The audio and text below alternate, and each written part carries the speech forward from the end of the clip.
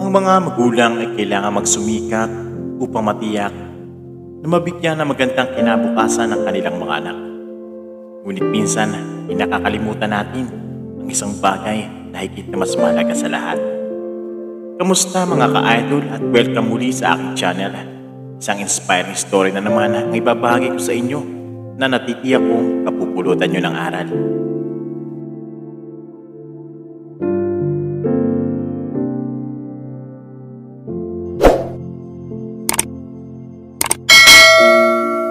Si Lisa ay anak ng mag-asawang negosyanteng si Lilibet at Carlo. Nag-iisang anak lang si Lisa, kaya lahat ng material na bagay na hilingin nito ay kanyang nakukuha. Mga laruan, damit, at kung ano-ano pa. Ngunit sa kabila nun, salat si Lisa sa pagmamahal at pagkalinga ng isang magulang. Dahil laging abala mga ito sa kanilang business. Kaya halos lumaki na si Lisa na ang yaya niya ang lagi niyang kasama. Ngunit kahit sa murang edad ay naintindihan na ito ni Lisa. At lumaki siya na likas ng kabutihan na may kakayahang magbigay ng ligaya at magpasaya sa iba. Araw-araw may isang kulubing may sakit sa pag-iisip ang nandun lagi sa harapan ng subdivision ni Lisa. At binibigyan niya ito ng barya sa tuwing makikita niya ito bago siya pumasok ng eskwela. Lagi niya itong sinasabihang kumain ng madami at maging masaya sa maghapon. Hindi nakakapagsalita ang pulubi at lagi na lamang siyang iningitian ito. Maging ang mga tindero at tindera ay naging kaibigan din ni Lisa sa isang palengkeng malapit sa kanila. Dahil halos araw-araw niya itong pinupuntahan, kinakantahan at sinasayawan na nagpapasaya naman sa mga ito at nagtatanggal ng kanilang pagod sa maghapong trabaho. At dahil likas kay Lisa ang kabutihan, maging ang kanyang sariling baon, madalas ay hinahati-hati niya para sa mga classmate niya na minsan ay walang dalang pagkain o pera man lang dahil sa hirap ng buhay. Minsan pa ay may isang batang nakita si Lisa habang papauwi siya ng kanyang tahanan pagkagaling sa school. Napansin niyang nakatayo lamang ito sa harap ng isang tindahan habang tulalang nakatingin sa isang manika na nandoon. Nakiusap si Lisa sa kanyang yaya na bilhin ng manika tapos ay binigay niya ito sa bata. Nakangiti namang tinanggap ito ng bata at nagpasalamat tapos ay tumakbo papunta sa kanyang ina na ng mga oras na yon ay nagtitinda naman ang sampagita. Nilapitan ni Lisa ang mag-ina at binili niya lahat ng tinda nitong sampagita. Maluha-luha naman ang ina ng bata na nagpasalamat sa kanya. Inawayan ni Lisa ang mag-ina at nakangiting tinanguan naman siya ng mga ito na nangangahulugan ng pasasalamat. Umalis na siya. Masaya si Lisa sa tuwing ginagawa niya ito. Tuwing nakakatulong siya at nakakapagpasaya ng iba. Ngunit sa kabila nito, may nakatago ang lungkot ni Lisa, lalo na pag siya ay mag-isa. Dahil sa pangungulila at paghahanap niya ng pagkalinga ng kanyang mga magulang. Sabik na makausap ang mga ito, ang mayakap ang mga ito at paramdaman ang pagmamahal lamang ito. Masipag mag-aral at matalinong bata din si Lisa. Laging mataas ang mga nakukuha niyang marka at isa siya sa mga nangunguna sa klase nila. Pero hindi ito napapansin ng kanyang mga magulang. Minsan sinubukan ni Lisa na ipakita ang grade niya sa kanyang ama at ina. Pero hindi siya napansin ng mga ito dahil abala mga ito sa kanilang trabaho. Ang ama niya inaabutan lang siya ng pera pag sinusubukan niyang ipakita dito ang matataas na grade niya at marka. Pero hindi ito tinatanggap ni Lisa dahil hindi naman ito ang kanyang kailangan. Ngunit sa tuwing mananatili siya sa tabi ng kanyang ama habang naghihintay na mapansin siya nito, ay dinadagdagan lang nito ang inaabot na pera at ipinapatong sa mismong card niya at laging sinasabing, "Busy ako anak." Ang mama naman niya ay laging busy at may kausap lagi sa telepono. Kaya sa tuwing susubukan niyang kausapin ito, ay sinasabi lamang nito na mamaya anak at may kausap pa ako. Kaya madalas na ang gaya na lang niya ang nagpapangiti sa kanya at nagpapaliwanag na intindihin na lang ang kanyang mga magulang dahil para sa kinabukasan din niya ang iniisip ng mga ito. Umabot na ng 12 taong kulang si Lisa na ganito ang kinalakihan hanggang sa tumating ang isang pangyayaring magbibigay ng aral at tuturog sa mundo ng kanyang mga magulang. Araw ng Sabado noon habang si Lisa ay nakikipaglaro sa kanyang mga kaibigan malapit sa palengke. Nakita niya ang isang batang tinatawag siya sa kabilang daan at kinakawayan. Yun ay ang batang binigyan niya ng laruan. Kinawayan din ito ni Lisa at saka ang initian. Nang bigla naman itong tumakbo sa gitna ng kalsada upang pumunta sa kanya. Napansin agad ni Lisa ang isang malaking truck na paparating. Kaya agad siyang tumakbo papunta sa bata at itinulak niya ito. Nailigtas ni Lisa ang bata upang hindi ito masagasaan at nagkameron lamang ng maliliit na galos dahil sa pagkakatulak niya at natumba ito. Ngunit si Lisa ay tumilapon at nagpagulong-gulong dahil siya ang nagsagasaan. Duguan si Lisa dahil sa lakas ng pagkakabunggo sa kanya, walang malay. Agad-agad ay sinugod si Lisa sa ospital. Ngunit hindi na siya umabot pa doon ng buhay. Ipinaalam naman agad ng umiiyak na yaya ang nangyari kay Lisa sa mga magulang nito. Dumating ang mag-asawa sa ospital at naabutan nila si Lisa doon.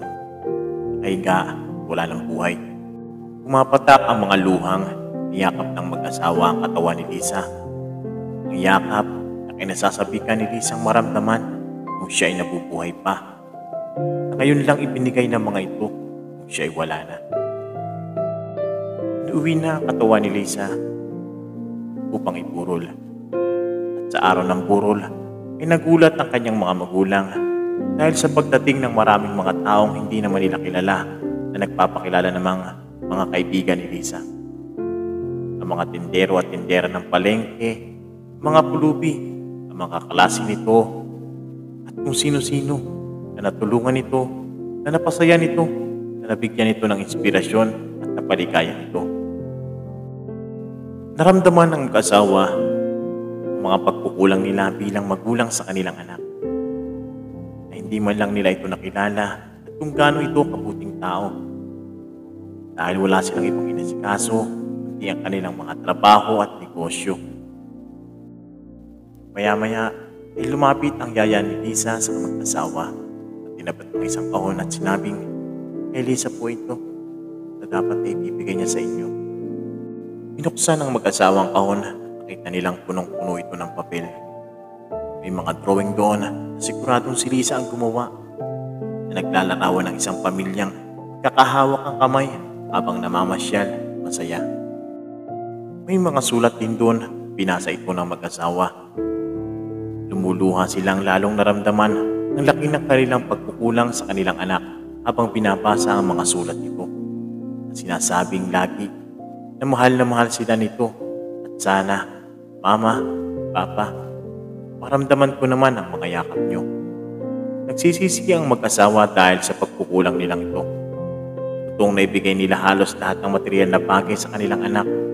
Pero nalimutan nila ang isang bagay na pinakamahalaga, pagkalinga, ang pag-aaruga at pagmamahal ng isang magulang.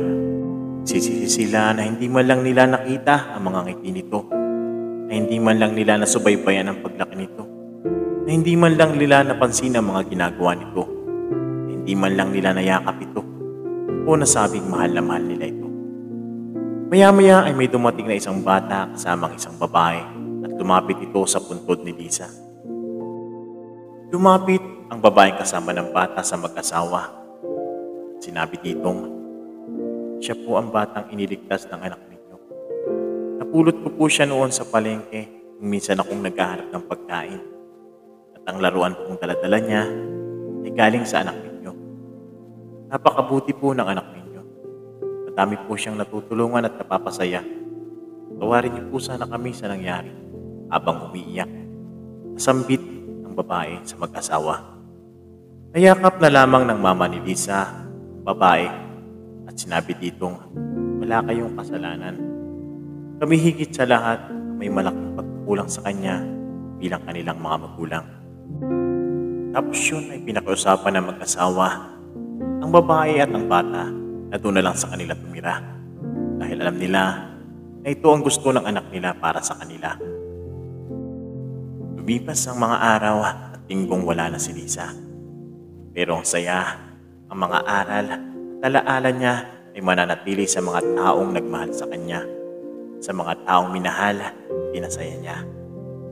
Ngayon nga ay nagbago na kanyang mga magulang at ang pagkukulang nila na hindi naibigay noon kay Lisa ay binabawi nila ngayon sa batang niligtas ni Lisa.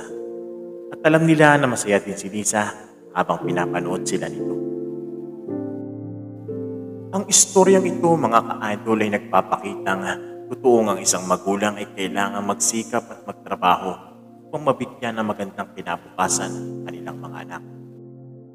Ngunit huwag nating kakalimutan na bilang isang magulang, higit na mas mahalaga sa lahat ang pagpatnubay, ang paggabay, ang pag-alalay at pagtuturo natin at iparamdam ang pagmamahal natin sa ating mga anak.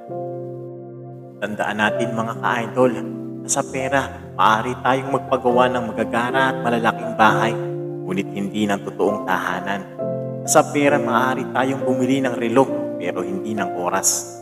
Kaya mga ka-idol, huwag nating sayangin ang mga oras at sandali na ang mga taong mahalaga sa atin ay ating kapiling. Kaya sa bawat oras na dumadaan, ay paramdam natin sa kanila ang lubos na pagmamahal galing sa puso natin. Muli mga ka-idol, hanggang dito na lamang at sana muli ay may nakuha kayong aral sa ating istorya. Kung nagustuhan nyo ang istoryang ito, huwag nyong kalimutang mag-like, maglagay ng comment at i-share na rin ito. At kung hindi pa kayo nakasubscribe, subscribe na. Huwag niyong kalimutang pindutin ang notification bell upang maging updated kayo sa mga susunod na inspiring story na ating pang malilikha. Maraming salamat.